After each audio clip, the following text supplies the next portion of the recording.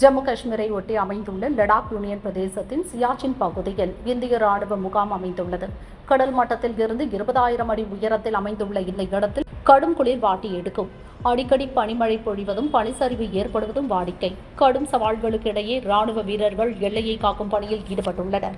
இந்நிலையில் இங்கு ஏற்பட்ட பனிச்சரிவில் பாதுகாப்பு பணியில் ஈடுபட்டிருந்த 4 வீரர்கள் பனிக்குவியலில் சிக்கினர். அவர்களை மீட்கும் பணி துரிதப்படுத்தப்பட்டது. நீண்ட போராட்டத்திற்கு பின் பனிக்குவியல்கள் அகற்றப்பட்டன.